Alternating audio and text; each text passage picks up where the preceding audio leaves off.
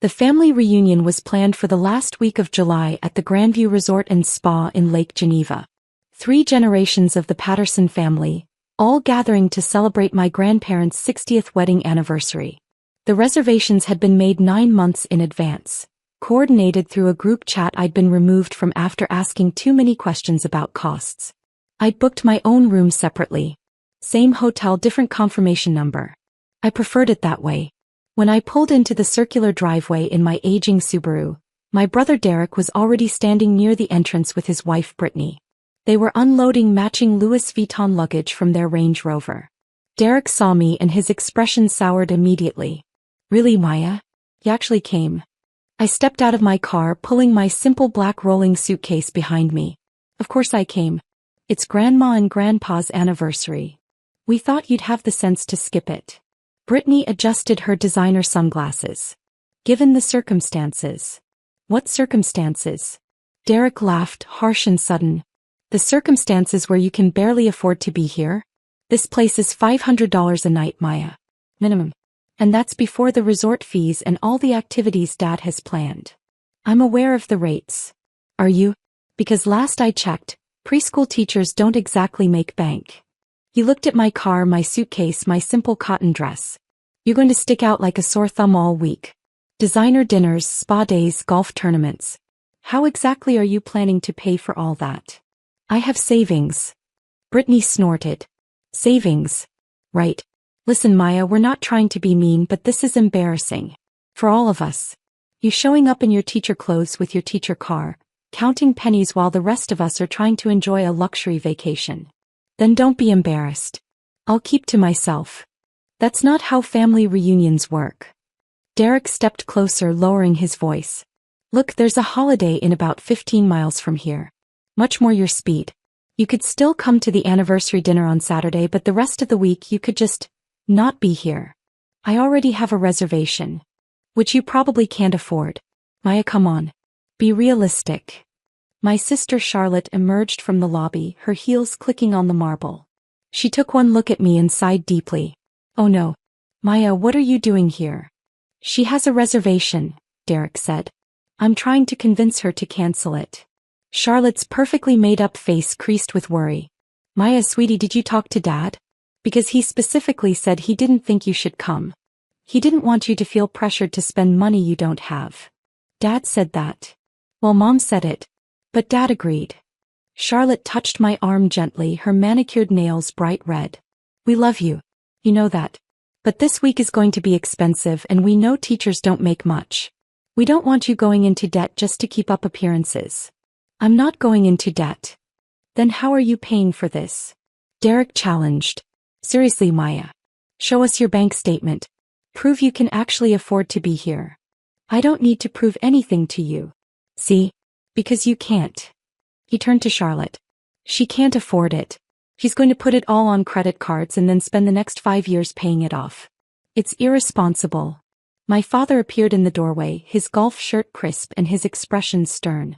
Behind him, my mother wore a flowing resort dress and concern. "Maya." Dad's voice had that disappointed tone I'd heard my entire childhood. "We need to talk." "About what?" "About this." He gestured vaguely at me, at my car, at everything. "Charlotte told us you were still planning to come despite our conversation." "We didn't have a conversation. Charlotte had a conversation with me where she suggested I shouldn't come. Because we're worried about you." Mom stepped forward, her voice pleading. "Honey, this place costs a fortune. Every meal, every activity, every little thing. We don't want you to bankrupt yourself trying to keep up with everyone."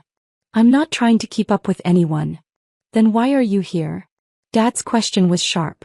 "If you're not trying to prove something, why insist on coming to a resort you clearly can't afford? It's Grandma and Grandpa's anniversary. And you could celebrate that at the dinner on Saturday without spending thousands of dollars you don't have on a week at a luxury resort." He crossed his arms. "Maya, I'm going to be blunt. We don't want you here. Not because we don't love you, but because we don't want you embarrassing yourself. Or us." The words hung in the air between us. "Embarrassing you," I repeated slowly. "You know what I mean." But his eyes shifted away from mine. "You're a teacher. You make what, 40,000 a year? Maybe 50? And you're standing here at a resort where people drop that much in a week. You don't belong here and deep down you know it. Brittany nodded supportively. It's like if I tried to hang out with actual celebrities. Sure, I could technically be in the same room, but everyone would know I didn't belong. It would be awkward for everyone. We just want to enjoy this week, Charlotte added. Without worrying about you. Without feeling guilty every time we order wine or book a spa treatment because we know you're sitting in your room counting dollars. I won't be in my room counting dollars. Then what will you be doing? Derek demanded. Because all the activities Dad planned are expensive. The golf tournament entry alone is $300 per person. The wine tasting is $200. The sunset yacht cruise is $500. Are you going to sit them all out? Just wander around the resort by yourself while the family does things together.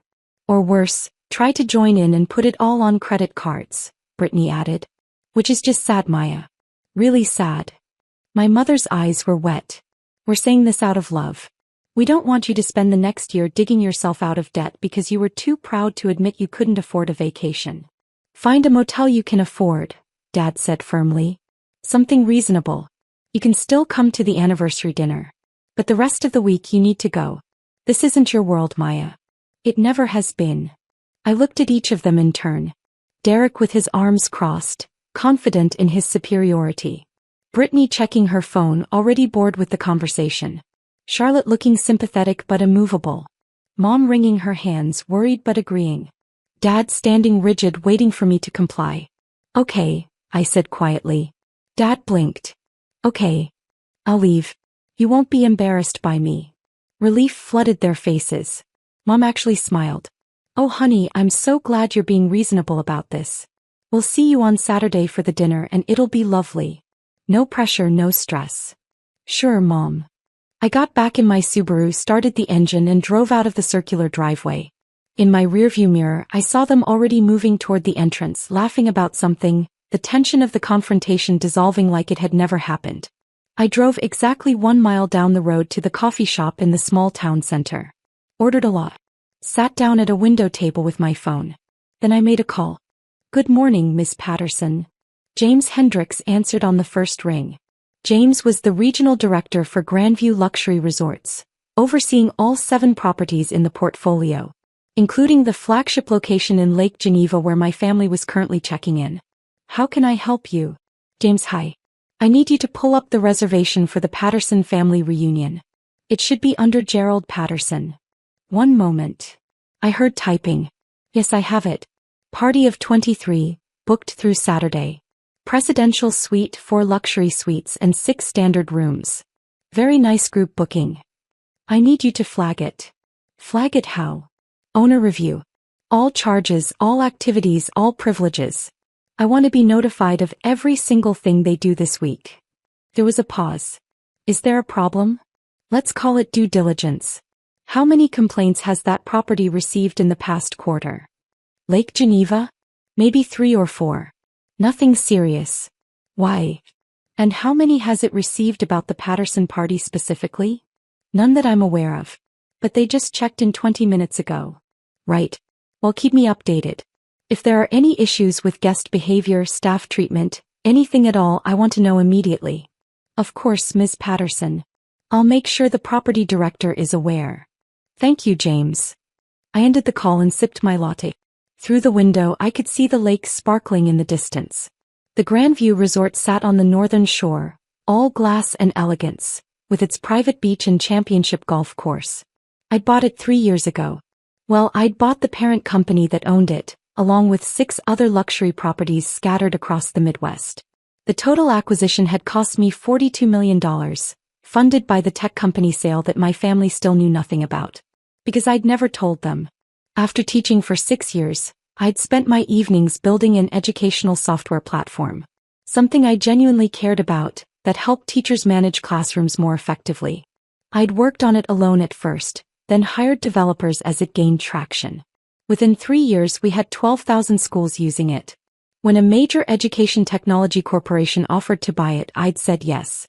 The sale netted me $68 million after taxes. I kept teaching for another year because I loved it. Then I'd quietly transitioned to consulting and started investing. Real estate felt tangible, understandable. Hotel seemed like a natural fit. The Grandview chain was struggling when I bought it. Good properties, poor management, no vision. I'd replaced the executive team, upgraded facilities and implemented new training programs for staff.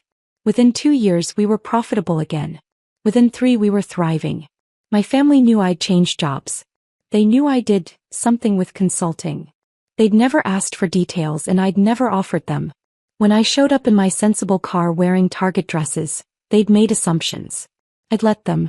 Now I was wondering if that had been a mistake. My phone rang. James Hendricks again. That was fast, I said. You're going to want to hear this. He sounded tense. I just got a call from Margaret. She's the property director at Lake Geneva. Apparently your father demanded to speak with management about 10 minutes ago. About what? He's claiming there was a booking error. Says a room was reserved under the name Maya Patterson, and he wants it cancelled immediately. Says the person who booked it isn't actually coming and he doesn't want to be charged for it. I closed my eyes. What did Margaret tell him? That she couldn't cancel a reservation without authorization from the guest who made it. He got aggressive. Started saying he's the head of the family party, that he should have authority over all the bookings, that it's ridiculous a hotel wouldn't listen to a guest spending over $50,000 for the week. $50,000? I whistled. He's really going all out. Apparently. Margaret held firm on policy, but he's demanding to speak to her supervisor. He's in the lobby right now making a scene. Tell Margaret I'm coming back. 20 minutes. You're coming here? I own the place, James. I can come whenever I want. I heard him smile. Fair point. I'll let her know. The drive back to the resort took 15 minutes. I parked in the owner's reserved spot, a space my family would have walked right past without noticing, and entered through the side entrance that led directly to the administrative offices. Margaret Chin was in her office on the phone looking stressed. She was 53, brilliant at her job and had been with Grandview for 6 years, 3 before my acquisition and 3 after. We'd worked closely during the renovation process. She knew my family was here. She didn't know they were my family. She looked up when I walked in and relief flooded her face. She wrapped up her call quickly. Miss Patterson. Thank goodness. James filled me in. Is my father still in the lobby? Your father. She blinked. Gerald Patterson is your father? Unfortunately. Oh no. Oh Miss Patterson, I'm so sorry. If I'd known. You handled it exactly right. Don't apologize. I sat down across from her desk. Tell me what happened. She explained the confrontation. Dad had approached the desk demanding the cancellation. When the front desk clerk explained they needed authorization from the guest who made the reservation, he'd raised his voice. Said it was absurd that a hotel wouldn't work with its biggest spender of the week. Implied the clerk was being difficult on purpose. Demanded a manager. Margaret had come out, reiterated the policy, and offered to try calling the guest to request authorization. Dad had refused, saying it was unnecessary, that he was telling them to cancel it and that should be enough. He's still out there, Margaret said. Sitting in the lobby with your mother and siblings, complaining loudly about poor customer service. Other guests are starting to notice. I see. I stood up. Let me handle this. Are you sure? I can have security. No security. Not yet. Let me talk to them first. I walked down the hallway toward the lobby, my footsteps silent on the plush carpeting. Through the glass doors I could see my family clustered near the fireplace. Dad was gesturing emphatically while talking to Derek. Mom looked embarrassed. Charlotte was on her phone. I pushed open the doors and walked straight to the front desk. The clerk, a young woman named Sarah who'd been with us for 8 months, looked relieved to see me. Miss Patterson, she said quietly. I'm so sorry about the situation. You did great, Sarah. Don't worry. I raised my voice slightly. Now, I understand there's an issue with a room reservation? Dad's head snapped up. He strode over to the desk, ready for another fight. Finally, someone with authority. He didn't even look at me, his eyes on Sarah. I need you to cancel a reservation made under the name Maya Patterson. The guest isn't coming and I refuse to pay for an empty room. I can't cancel that reservation, sir, I said calmly. Why not? I'm telling you she's not coming. Because the guest who made the reservation is standing right here. He turned to me then really looked at me for the first time since I'd entered. Maya? What are you doing here? I thought you left. I did leave. I came back. Why would you? He stopped, confused. Wait. Did you talk to them? Did you convince them to let you stay? I don't need anyone's permission to stay here, Dad. Yes, you do. I'm not paying for your room. You want to be here so badly, you can pay for it yourself. I am paying for it myself. I always was. With what money? Derek had joined us now, Brittany at his elbow. Maya, seriously, this is getting pathetic. Just admit you can't afford this place and go. I can afford it. Stop lying. Dad's voice was rising. Other guests were definitely watching now. We all know you barely make enough to cover rent. You drive a 15-year-old car. You shop at Target. You're a preschool teacher, for God's sake. I was a preschool teacher. Now I'm a hotel owner. The silence was immediate and total. Charlotte laughed nervously. What? I own this hotel. And 6 others. I turned to Sarah. Sarah, can you pull up the ownership records for Grandview Lake Geneva? She typed quickly, her fingers shaking slightly. Yes, ma'am. Property owned by Grandview Luxury Resorts, LLC. Principal owner, Maya Elizabeth Patterson. That's... Dad's face was white. That's not possible. It's very possible. I bought the company 3 years ago after selling my educational software business. The sale netted me $68 million. I invested $42 million of it in acquiring Grandview. Mom made a small sound like air escaping. You sold a business? Charlotte's voice was faint. What business? Classroom Connect. It's an educational platform used by about 40,000 schools now. I built it while teaching, sold it in 2022. Derek was shaking his head. No, this is some kind of joke. It's not a joke. Margaret had appeared beside me, her expression professional but her eyes sharp. Ms. Patterson has owned these properties for 3 years. She's been an excellent owner. Very hands-on during renovations, very supportive of staff, very committed to guest experience. But you're a teacher, Mom whispered. You teach preschool. I did teach preschool. I loved it. But I also built a company on the side, and when someone wanted to buy it, I sold it.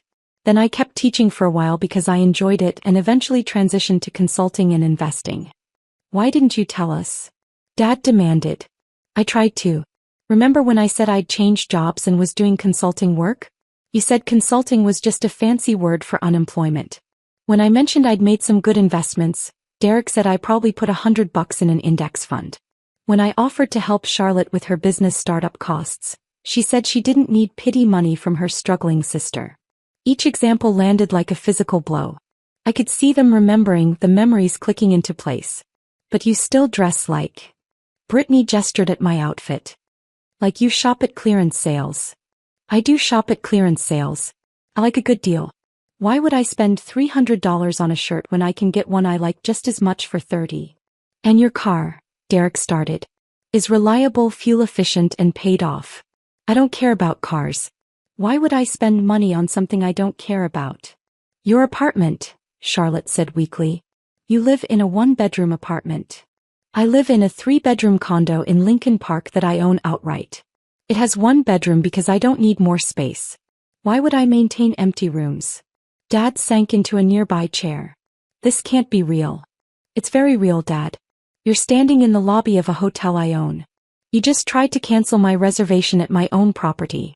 And for the past hour, you've been complaining about customer service to staff who report directly to me.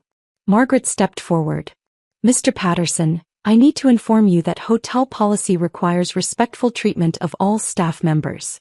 The complaints you made to the front desk staff were noted. Ms. Patterson has instructed us to flag your party for owner review. Owner review? Mom looked panicked. What does that mean? It means every aspect of your stay will be monitored, I said quietly. Every charge, every activity, every interaction with staff. Any further issues and your stay privileges can be revoked. Stay privileges? Dad's voice cracked. Maya, you can't be serious. You're going to kick us out. You kicked me out 2 hours ago. Told me I didn't belong here. Told me to find a motel I could afford. We didn't know. Know what? That I own the place. Or that I could actually afford to be here. I looked at each of them. Would it have mattered if I was just a teacher who'd saved up for this vacation? Would I have belonged then? No one answered. That's what I thought. I turned to Margaret. The Patterson party can stay, but the owner review flag remains active.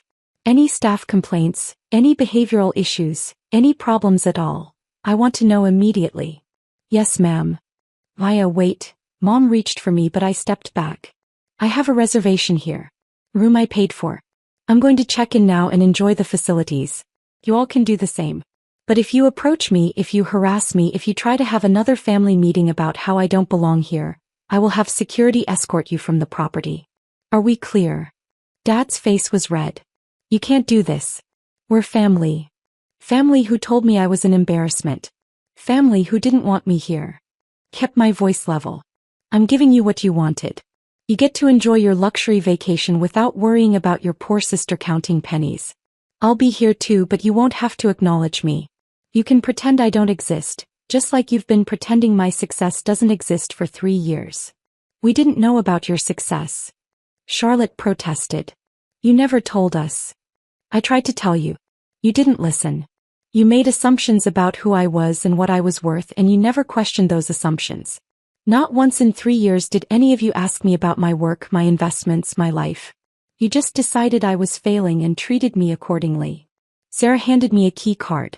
Room 412, Ms. Patterson. Top floor, Lakeview. Your usual suite. Thank you, Sarah. I took the key, then looked back at my family one last time. Enjoy your vacation. Try to be kind to the staff.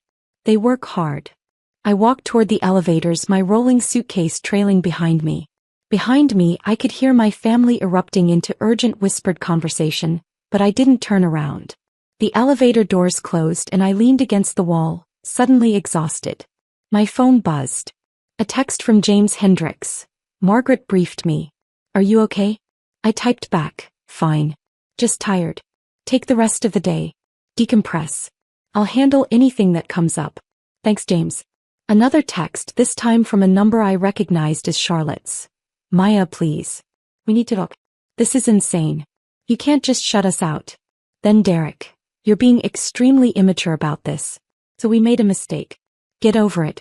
Then Brittany. If you're really rich, why do you act so poor? That's honestly kind of manipulative. Then Mom. Sweetheart, I'm sure this is all a misunderstanding. Let's have dinner tonight and work this out like adults. Then Dad, this is absurd. I'm your father. You will speak to me with respect. I turned my phone off. The suite was beautiful, floor-to-ceiling windows overlooking the lake, a king bed with luxury linens, a marble bathroom with a soaking tub. I'd stayed here dozens of times while overseeing renovations and operations. It felt more like home than my family had in years. I ordered room service, changed into comfortable clothes, sat on the balcony watching boats drift across the water while the sun set in shades of orange and gold. Somewhere in this hotel my family was probably still talking about me, trying to understand, trying to reconcile the sister they thought they knew with the reality they'd just discovered. Maybe feeling guilty, maybe feeling angry, maybe both. But that wasn't my problem to solve. I'd spent 3 years being quietly successful while they assumed I was struggling. 3 years of gentle corrections that were ignored, of accomplishments that were dismissed, of trying to share my life with people who'd already decided what my life was. I was done trying. Tomorrow I'd go to the spa, book a massage, maybe play a round of golf. Enjoy the resort I'd worked hard to restore and maintain. And if I happened to see my family in the hallways or restaurants, I'd smile politely and keep walking. They wanted me to find a place I belonged. I had. It just wasn't with them. My phone, still off, sat on the nightstand. I knew when I turned it back on there would be more messages. More demands for explanations, for conversations, for me to make them feel better about treating me poorly. But not tonight.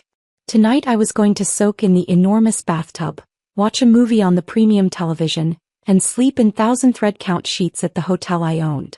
And tomorrow?